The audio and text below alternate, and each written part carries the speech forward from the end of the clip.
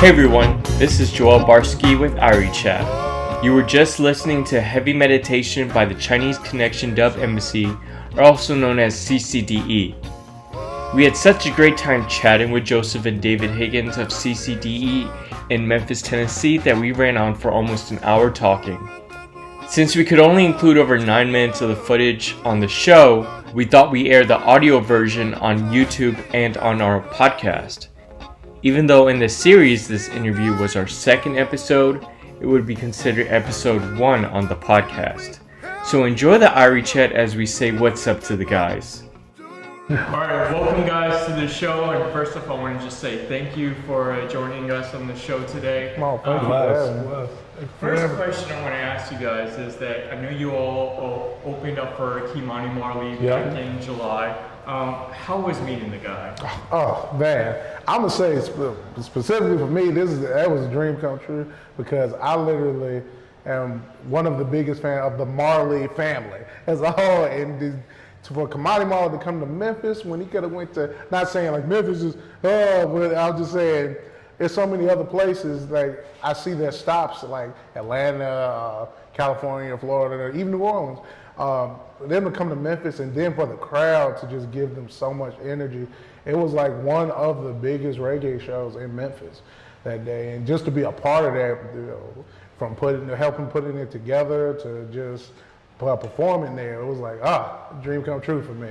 But the same thing. The one thing I noticed about Kimani Marley is family oriented. He brought his whole family, the kids, the cousins, everything. The Marley family, that's what stabilizes them. That's what keeps them grounded. They're tight knit. That's one thing about us. One of the reasons, like, we've been one of the longest lasting reggae bands in Memphis, Mid-South, Bluff City. Family. Just we can keep the family, keep our friends close, from church to reggae music to punk rock, everything in between. We keep a tight group around us, and like he was saying, to be a part of bringing reggae music back to the Mid-South, back to Memphis, Tennessee, and to be a part of that, that's beautiful. That's history. So. And say something else about that really kind of inspired me just to know that when meeting Kimani after the show and to know that he was just extra humble. In my mind, like I met, like, I'm not gonna name no names. I met people that are up here at a level. It's kind of one of those things that I love your music, but the person, he was just so cool, man. He was just telling me about some of the like the history of some of his songs that he had. Even the movie Shatas that he did, we were just talking about that. I was like, man, this is a down-to-earth guy. I was like, but it was all good vibes for sure. I ask because I believe like every time you meet a Marley or one of the Marley family members, you kind of just feel like that Marley vibe. Yes, you really do. Descended from Bob Marley, and Stephen Marley. I just felt like so grateful for meeting the guy. Like just down to earth. And go kind of piggyback with what David was saying, the whole family aspect, when he brought his son on stage, and just to see present, future, kind of thing going on, it was just like, man, it was a treat. It was a treat. Yeah, that was a blessing just to be a part of that, because we've opened for the Wailers, both different incarnations, the original Wailers and the Wailers band, and they played with Marley. They shared the stage with Marley. They toured whatever. They're responsible for just helping his career, but to actually meet the family, the son, you feel that past, present, like you said, the future all in one at one time. It's just like, oh my gosh. I get it. Whatever Irie is, there it is. Like, I'm feeling it. That's it. So yeah, that's one of the many times that I felt that way. But that was awesome. So one thing I'm really interested to know is where did the name Chinese Connection go from? CCDE.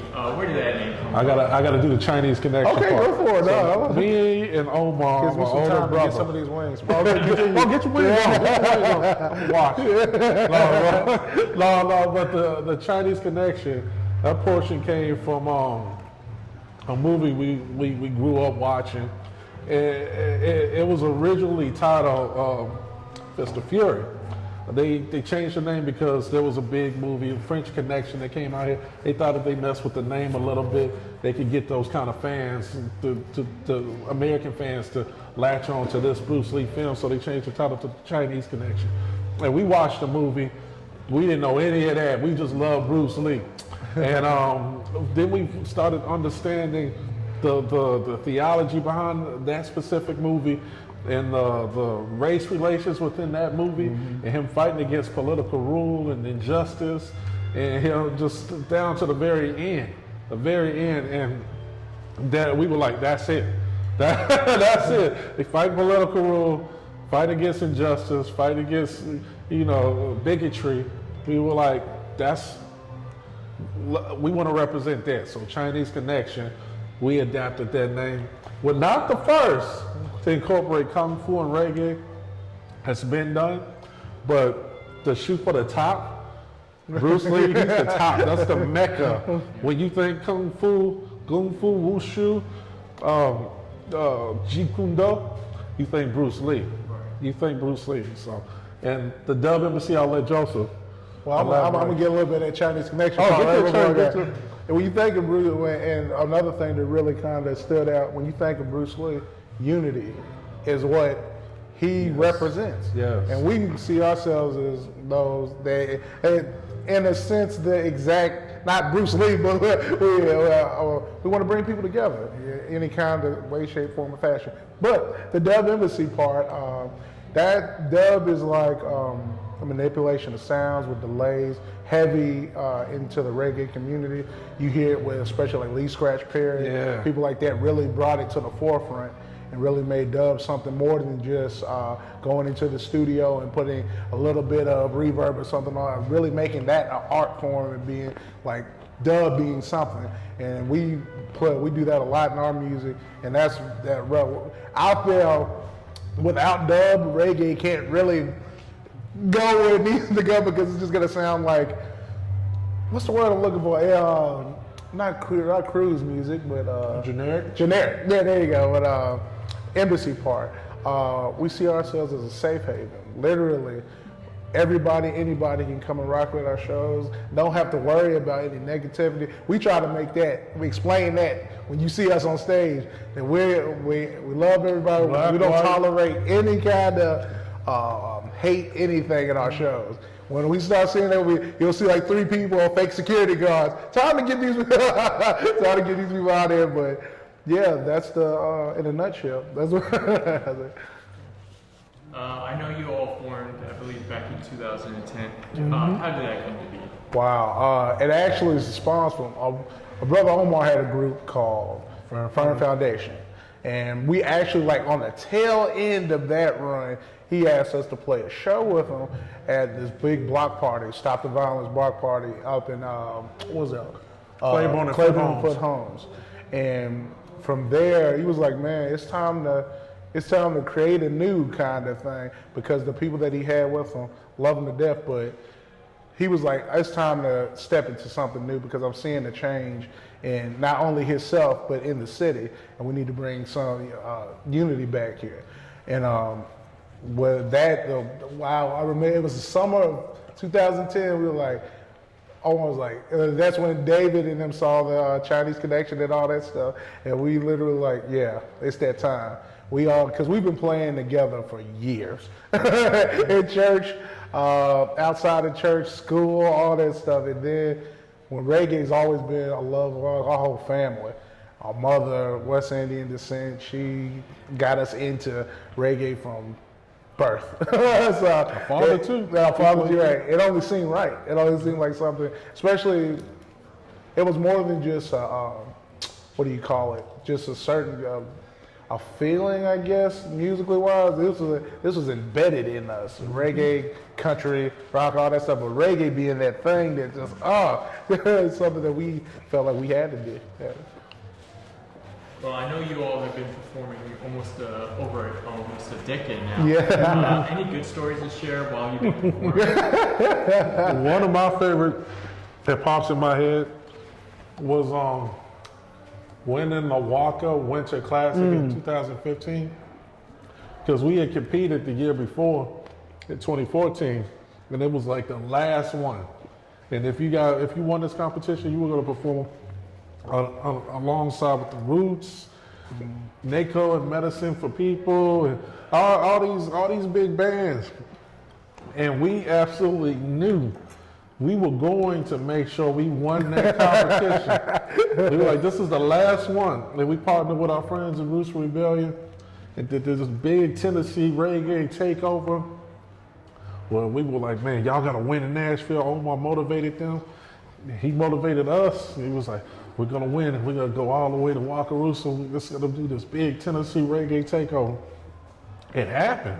So just, that was just confirmation that if you see it, you visualize it, that law of attraction, it's real, man. It's real. Like, as long as you're positive and you got the right people around you, you can't be stopped. I mean, you're always going to have ups and downs because we're in a fallen world. Let's just face it. There's always going to be turmoil. There's always going to be issues.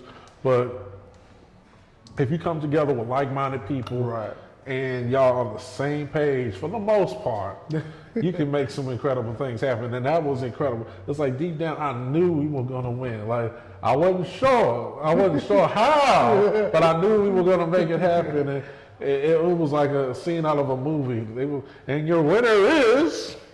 Everybody's like, oh man. I was like, yeah, he's gonna say Chinese. And I just went out in the back, like they have a back door to the. It was actually the same place that we played with Kamani Marley. I went out to the back patio. I was just like, whew, it's done. Almost like a relief, like we're done. Whatever happens, happens. Our rhythm guitarist at the time, our lead guitarist at the time, Cal Jackson, right, who passed away. He was like, oh man, because he's always been let down. So bless his heart, he was like, oh man, we're not gonna win. Win is Chinese Connection. Omar grabs him on the head, kisses him on the forehead, loses his mind. I'm like, Omar's jumping around. They up there doing cartwheels. I'm like, good Lord, what? Is this what they say now? So that was like one of my favorite moments that I could think of. Other than when we sold out the Newbies theater side in 2014. That was like during a snowstorm. I'll let you get The power of Marley, man, during a snowstorm, 2014. We left our mother's house and we were like, I don't know if anybody's gonna show up. We got this Marley tribute coming up. It's 2014. It's cold. Man, people showed out. It's still online.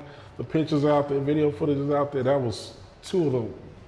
Especially looking at like the, I guess not the track record, but the attendance thing on the computer. Like we had tickets, it was like only like 150 or 160 sold. This place fits 500 people. We get there. It was a little discouraging when we walked in. There was nobody in there. We get up, set up everything. Other bands come in, set up. Literally, when the first note was played, there was about 250 to 250 people in there. And they kept going. By the second act, the place was almost to capacity. By the time we got on stage, they had to couldn't let people in there. I was like, what? I was like, wow, that was the official start of Tennessee reggae right then. Us, Roots Rebellion, that whole crew, Floor Lords, LTG, all of them. Man, Yoshua O'Dine. Shout out to all of them. Yeah, shout out to all Juju Bushman, all of them.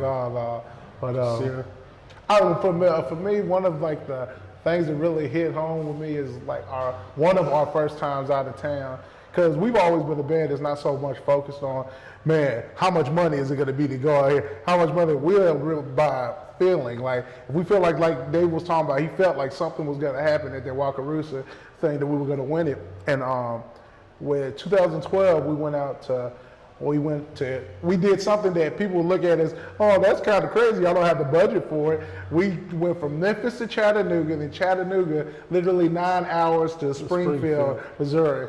All the shows were free. But what was crazy about the whole thing, not only did we get a chance to bond as a band, the family, all that good stuff. Our cousin drove us, drove Brian, and with no sleep. With no man sleep. was just, good Lord, that man was scary just drive. on eye.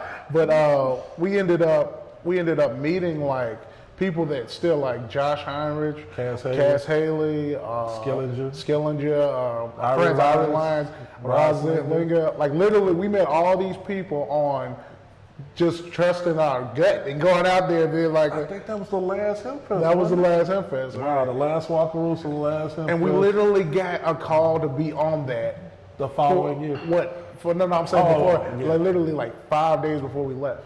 Oh, yeah. Literally, it was like, this is a no-brainer. We need to get a rental-car, go out there, we hit Chattanooga to get some gas money to get over there. They played a great show with Malign Roots Right. out there. Shout out to them too, Malign Roots, Christian and the fam. That show will forever stand, that run, that 3-day run will forever be engraved in my heart because literally I saw a band of brothers just literally go from just playing music to actually making this career, because it's literally you could always play a couple of shows or whatever, but literally we were trying to make we were making it our life, our livelihoods and everything. But yeah, anyway, it was a good vibe. That whole show was, man. It's amazing. One thing I've heard recently is that Memphis has deep roots in reggae music. Mm-hmm. How is that? Oh my goodness. I just want to start by just the whole roster influence. Right. On a mainstream level. To give him any credit is weird, but Elvis has some credit in there because Crying in the Chapel, which was a cover, he covered Crying in the Chapel. And Bob Marley heard that version and did a song called Selassie in the Chapel, which is basically praise and worship to Haile Selassie, His Imperial Majesty. And it was very stripped down, Nod Bingy, drum sessions and acoustic guitar, and him just singing about Selassie.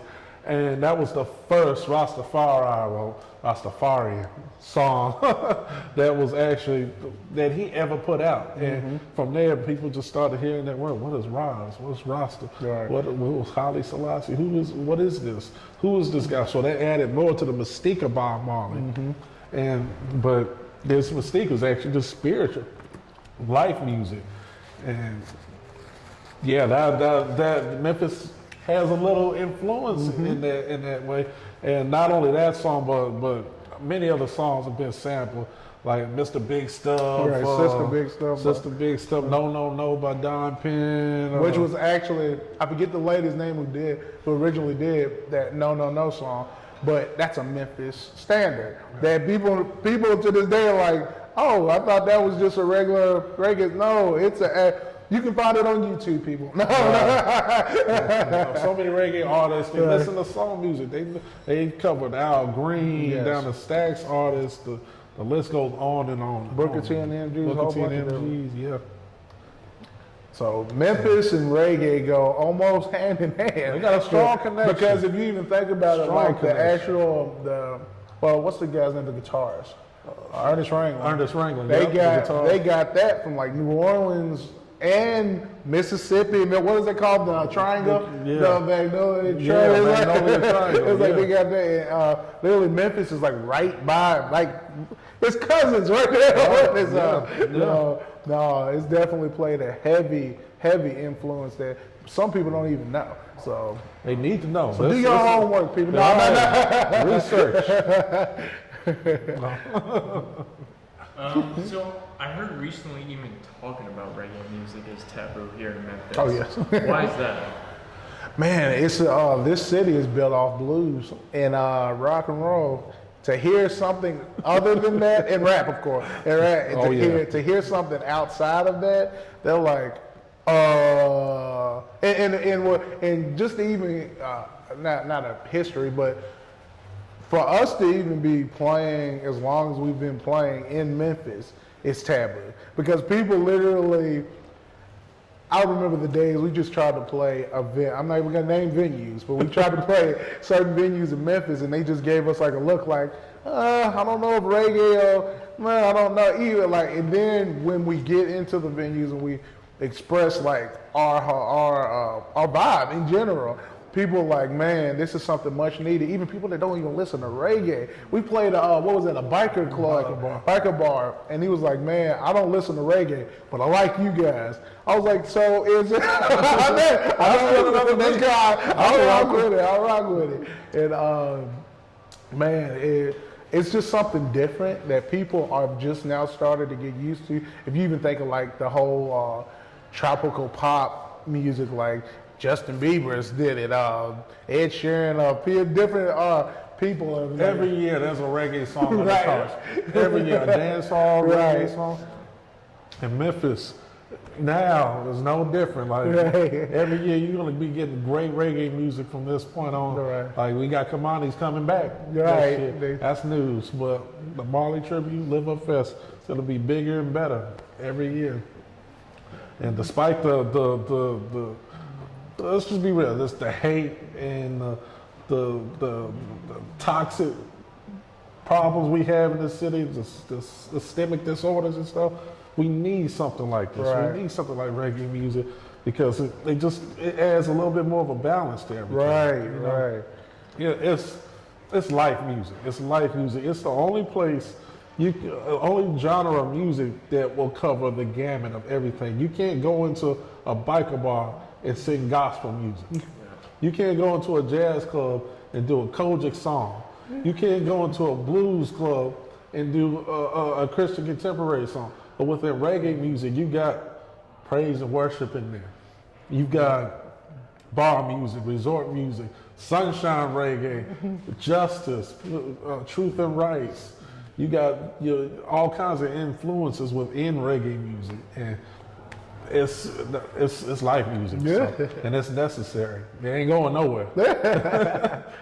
Yeah, one thing I really love about reggae music is that it adapts to different genres. So there's like a mix of like punk rock, right?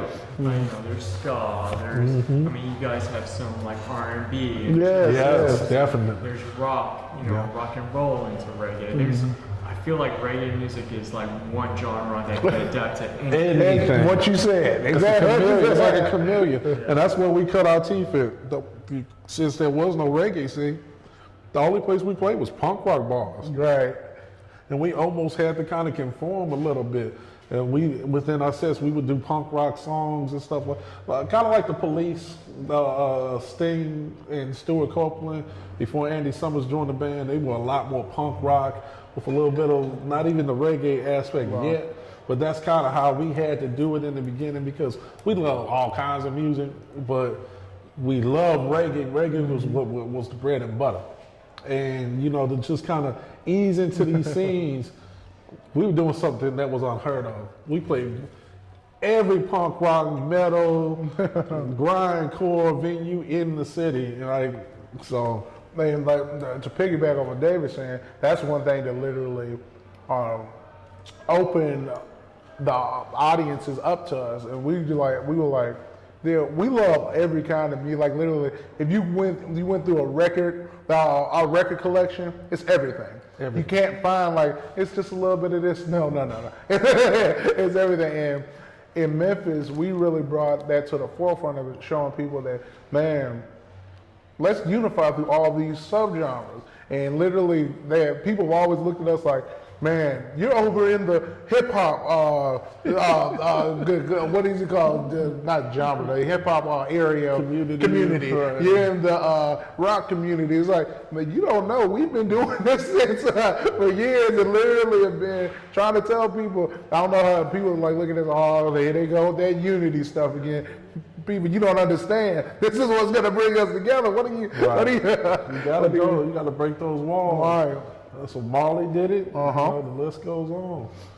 Got to break down those barriers. And we are Christian too. I'm just gonna be real. Christ, he preached the gospel everywhere. He didn't go to just churches. Right.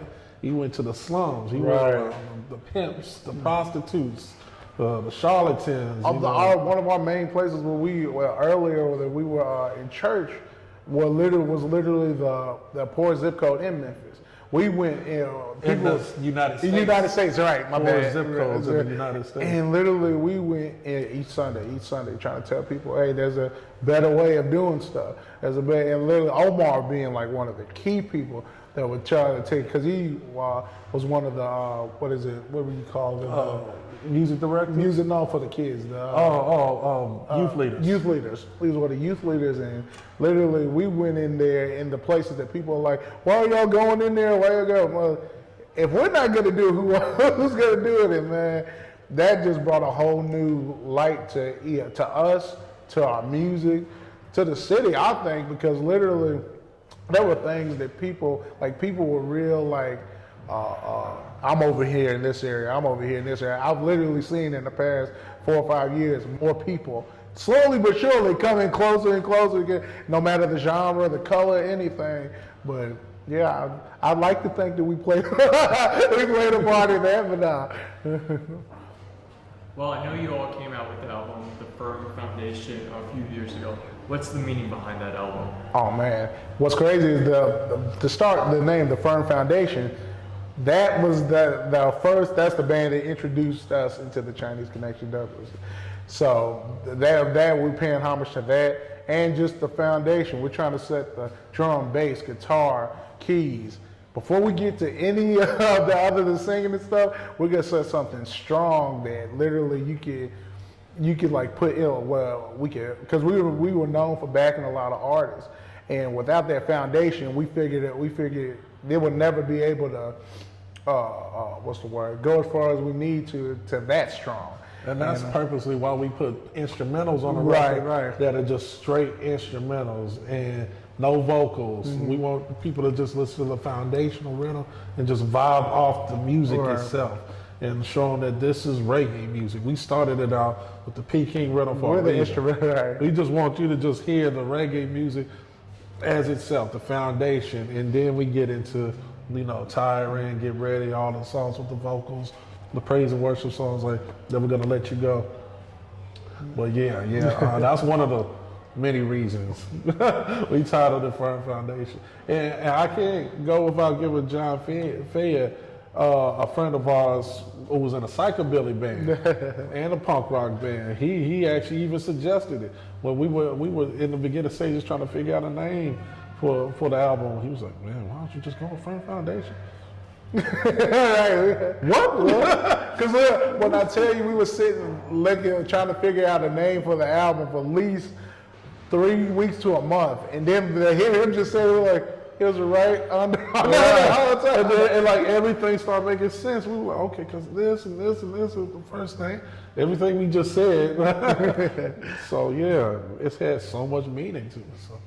No, I love it. It's a great album. Yeah, it's awesome that you put instrumentals, especially when you open up with Peking, and then jump into Tyrant. Yeah, right. So you guys know that's my favorite. But no, I love it. Like, it definitely makes sense. Yes. Good job on that. That album came out a few years ago. So can we expect any new music from you all anytime soon? 2020, we're coming out with. We've been telling people about this album for.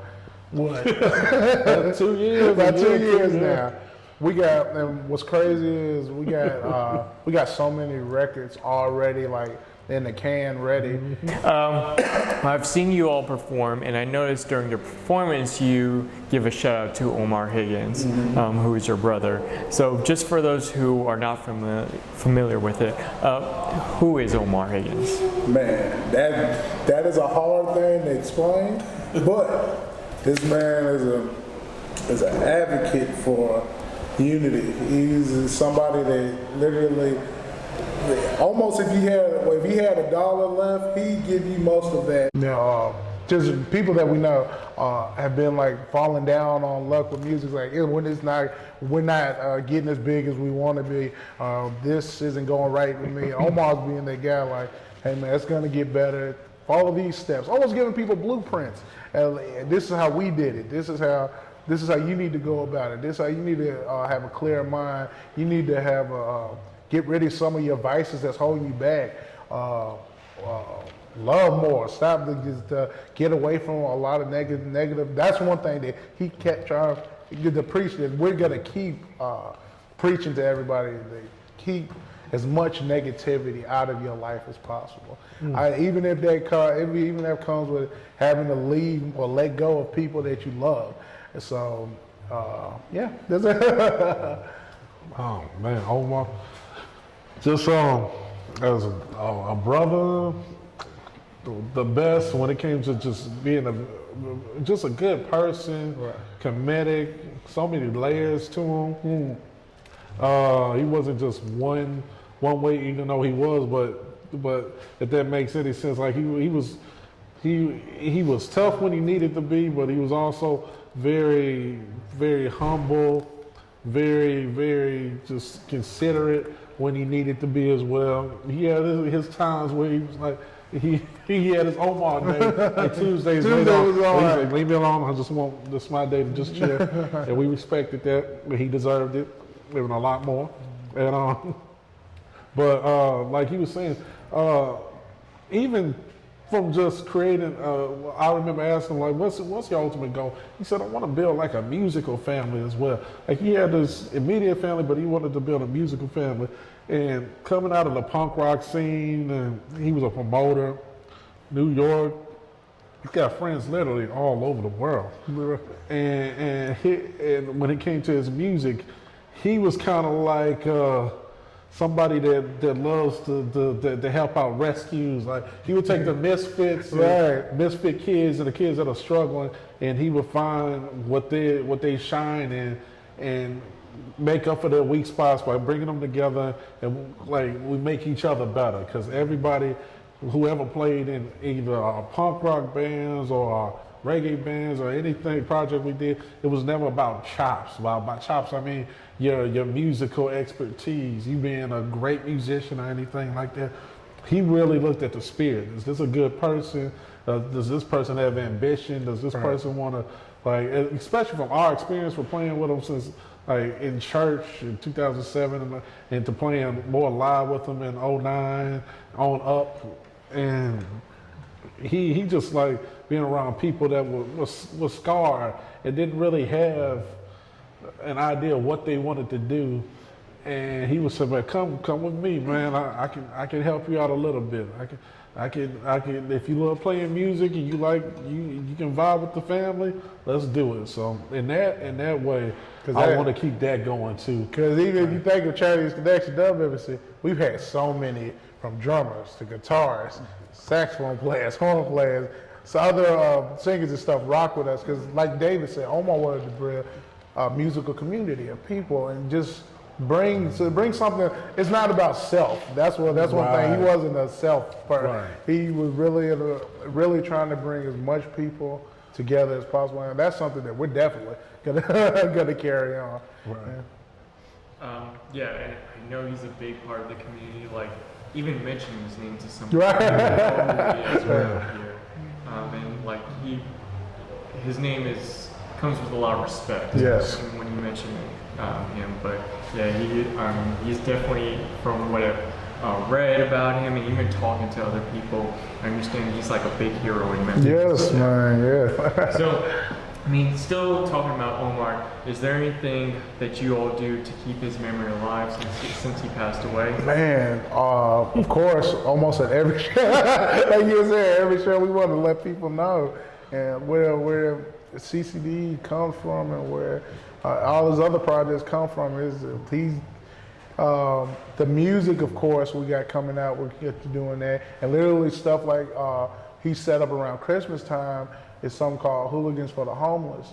That Omar just he started last year, and he just goes around. He gets like a whole bunch of toiletries and stuff for the homeless. Gets like a little bag. Him and a friend of ours, Larry. Put together like a care package, like 200 presents, kind of set up present-wise. We just go around Memphis, we see a homeless person. We literally just pull up to a big group of black guys, just pull up to them. Hey, you, take this, Merry Christmas. And the thing about it, we try to let people know, we're not doing that for I did something good today kind of thing. It's because it needs to be done. Right. And if we can't, if we're not our brother's keeper in any sense, I mean, we might as well. The music, like I said earlier, that money was never the motivation behind this. It's always been to help, to build, to give people fellowship, a better understanding of life in general. Because, like David said earlier, we're living in a fallen world, and people right now are just looking for something to grab onto. And I would love for us to be that thing that brings joy to people more than grabbing into something extremely negative. I would like for as much positivity out of us to go out to them in some sense. But yeah, through like things like that, like Hooligans for the Homeless, like even through like we do Musicians for Labana, we just released a remake of our song Heavy Meditation and put like some of our best friends on it. And it's literally, cause no money from us, it's going straight to the kids, because that's something that he held, like specifically me, David, and Omar wanted to bring to like the hospital. Because even when that whole idea, our friend Justin Jagger came up to us about it, we were like, and like he always says, it was a no-brainer. He hit me up, I'm gonna say like 3:30 on a Tuesday. I responded to him at 3:39. On into 9 minutes later, I was like, "Yes, Dad, just tell us when we need to be there, because this is big. This is literally bigger than us. Chinese Connection Dub Embassy, everything that Omar has done and put forth into the world is bigger than us, and we see that as a blessing that he, even though he's not here in the physical, he left something that we're going to treasure for my kids, my grandkids, and all this. They're gonna see this and be like, that's all, blah, blah, blah, blah, whatever. And we'll be like, we had a part to do with that too, son. No, but yeah, well, that's what we plan to keep on, keep his name alive in the city. And people are helping us doing it too. Well, like there's a mural up there, a friend of ours, another David, made up here on Lamar, literally of Omar, and then in a couple of the venues they got like pictures of Omar up here. That's another David. There's another David. Right. This artist named David are like just drawing Omar all over the city. His name, his image, his likeness. Behind one of the venues, this is a big Omar mural. But it's crazy. It's like all around there, because you really see how much he was loved in this city and abroad. Like you got people in the UK, Brazil, like, man, I just found out about Omar. I hate this happening, blah, blah, blah. I was like, wow. And that's something I always held on to when we always said that money's never been a factor, because people in places that we don't even think we're reaching are, it's building them up more than we could ever even think. We think, oh, it's just some Memphis thing we got going. No, it's something way bigger than we could even fathom. But yeah. Well, I know you all have a key role in developing Mojo Festival in memory of Omar. So what exactly is Mojo Festival? Mojo Festival is going to be the ultimate Memphis experience, because we're gonna get some other artists, bigger artists but they're Memphis rooted. But we're here to try to bring the artists that people always be like, oh, you're just local. Oh, you're just local. We want to put them on the same stages as like Cardi B, Gary Clark Jr., all these different people. We're trying to show people that Memphis, that's one thing about Memphis. We, as a Memphian, you kind of get a little spoiled with saying, man, I can hear a great band on Beale Street or Midtown anytime. I'm gonna wait till this time and go see them. But around the world, you got places like in Texas, that they really treasure these acts, and like, man, I may not see this guy again, let me go see him, kind of thing. In Memphis, you got so many of the same kind of genre music that people are like, I can catch this on a Wednesday, I can catch this on a Friday. So we want to kill that stereotype and be like, man, this person from the hip hop, blues, rock, folk, punk rock, reggae, they're special. That's very, and you don't need to wait till a bigger festival to come up. I'm not gonna name no festivals, but y'all know what festival I'm talking about. To go see these people because literally we got so many treasures here, musical treasures, and we just want to put those to the forefront. In Mojo Festival, and which is crazy, we had a meeting about. So when we first started talking about Mojo Festival, like a little over a year ago, at a little diner up the street, and we were like, man, what can we do in Memphis to? Cause it goes back to what I've been saying pretty much. This is bigger than us, community, all this stuff. We're like, what can we do to show the Memphis musicians that you are and you are of value? Because I've experienced it. I know a lot of other musician friends of mine have experienced where you just get to a point where like, man, do they really want to come see me? Am I doing enough? Whatever. And Mojo Fest is going to definitely be one of the, if not the only one of the first festivals that really cater to the musician. So it's amazing.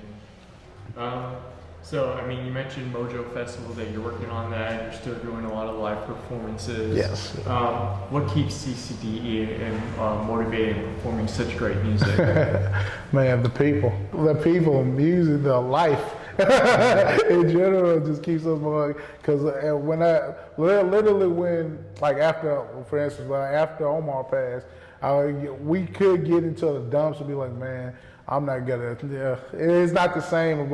It's never going to be the same. But it's like we have not an obligation. I guess it's just something that I'm trying to find the words to say. Yeah, I'm gonna let you. It's embedded. It's embedded. It's something that's just at this point. We found. I know it was originally Omar's vision. But we just found a reason to keep going with his vision, even though because I'm just gonna be completely real. Even when he was out on his back, couldn't get up in pain, he still wanted to perform. Right. He was asking me about a festival. He was like, man, what about foosball coming up? Like, dude, you can't get up. Like, you're sick. And even while he was in the hospital, you know, some of his last days, he's talking about, man, when I get out of here, we're working on the record. Like, he's thinking of getting back out there, getting back in the studio. And he even told us, he said, no matter what happens in here, I want y'all to keep going, keep it going. Like, don't stop. And after everything happened with him, I did fall into like the dumps a little bit, like wanting to just give it up. But then friends, family, pastors, father, brothers, everybody just came together, just motivated us to do it and keep it going, and keep all his projects going, and anything he started, you know, because it means something to us too. Right. Our mother prayed over it. Our father, it's in our blood. It's music is in our blood. You can't fight it. It's just a part of us. You know, I tried a lot of other things. Went to school and everything. Got a degree and all, but music's just the way everything was coming. Just it's like clockwork. It came so second nature. Right. Even when I started playing guitar at 13, stopped for a couple years, picked it back up, still a teenager, and it came so easy. It just came easy, and developed an appreciation, a love, the community aspect, and it's just been a part of our life, all our life, and that's what it means to me, just to keep not only just his legacy alive and just what music means to me at this point. Like, I just want to take it as far as we can, and keep his legacy going, honor one of his last requests, and yeah. What's crazy is that even thinking the first question you said, the Kamani Marley show, that was one of the last things we were talking about. That's why that show has got a whole a special place in my heart, because he was like, man, y'all, this reggae stuff we're doing right now is something that's, I keep saying this, but it's so true. It's bigger than us. And he was just like, even some of his last days, he was like, man, we got to keep bringing some positivity to this city, to this world, because it's looking weird out here. We don't know what's going on because so many people are, as everybody knows, so many people are just trying to pull people away from doing the right thing. Right. And try to pull people away from just being free in a sense. But that's something that we're gonna definitely try to keep to the forefront of our music, how we live, all that stuff. So. Right. Please do. As a big fan of CCDE, I love to see you all just continue producing great music. Yes. Another album, Yes. more hits. I'm definitely going to keep an eye on you. Yes, please. I mean, I'm definitely rooting you guys just to continue doing great music. Yes. So I want to ask, any upcoming performances for you guys that we can expect? So we got some stuff in, a couple of things left in 2019, but 2020, man, we're starting that year off. I'm not gonna, how do I say this? I don't want to tell you exactly what it is, but January 2020, be on the lookout.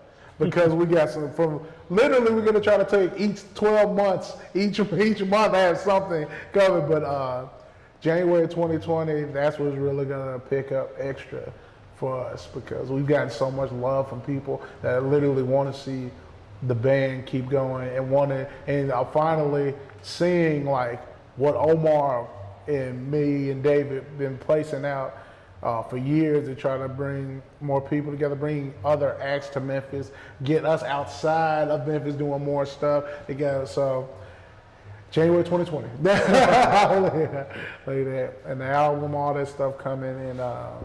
Yeah, some friends of ours, some artists that we're actually going to be creating some stuff that's kind of in the realm of reggae and hip hop that we're going to be putting together. That's coming soon. That maybe even coming 2019. So be on the lookout for that for sure. Awesome. So I want to ask. I mean, I asked you guys a few questions. Anything I haven't asked that you want your fans to know about? Oh man. Let me see. If we still have our GoFundMe page up for Omar, if y'all can, whatever you can give to that. I'm not gonna say exactly how much, but yeah, we're still like in the red office and stuff. But anyway, we know that literally y'all just keep loving each other more. Just keep try to stay as positive as possible. I know it gets hard. Trust me. Trust me. I know it gets hard, but there is light at the end of the tunnel. I know it sounds corny, but it's true. I mean, because even with like where we are right now in the whole political field, we need to start reading more, start learning a little bit more each day of everything that's going on around us because we're in some weird times. we definitely need to be as knowledgeable as possible. That's right. Just pay attention. Like you said, stay unified. Each one teach one. Share with each other. Knowledge. Yes. Anything you can do if you see anybody in need, and you have just information that you can tell to help them to better themselves. Please do that. That's something I learned from this whole situation with Omar. Like, just a lot more people are coming through and just sharing information, hints, and ideas. Other than that, just keep fighting the good fight, man. Perseverance is key. Keep fighting through the good and bad, and try to stay as Irie as possible out there, man. Yes. Good Stay as vibes. Irie. Keep those good vibes, man. There's always something to continue on for, you know. And for those that are out there that are depressed, you know, if the ones that's kind of still hit about the Omar situation or anything personally or just the world itself or whatever, it's always going to be it's always going to get better. Right. I understand the power of one. You change what you can. Take care of yourself, then take care of something else. Right. Love each other, love yourself, and watch it just trickle down. Right. The power of positivity. It's the same thing. It's the same thing. So, Well, thank you guys. oh, one more thing. I have to say this. Commercial time. I want to thank Central Barbecue for this. And the delicious wings. No. The Irie wings. Okay. They're so tasty. No, I'm stupid. Okay, no. One thing I'll mention is, last thing I'll mention is, I know Joseph, it's your birthday. Yes. Yeah. Thank you guys for spending time with us man. on your Thank birthday. You want to give any birthday shout outs? I want to shout out the whole Higgins family first of all for my birthday. My dad, everybody. Thank my brother Joel, Kelly, all this stuff. This birthday has been nothing but good vibes so far. That's going to continue into the night because we got something special going on there. But just thank everybody that's been sending me all these what you call them, texts, Facebook things, emails, all this stuff. Just saying. So thank y'all because without y'all, man, things like the whole essence of being depressed in the time is just could be it could be on my shoulders like crazy, but literally seeing people just join in and stay positive and just being more than what they have to be in a sense. But just thank you. There's nothing I can say besides thank you. Well, thank you guys for joining us on the show today. Joining us for having our Irie Chat. Yes. Best of luck. I know you guys are performing tonight. So best of luck for that. I'll definitely keep an eye out for any upcoming performances, new music, new albums from you guys. So best of luck on everything. Bless.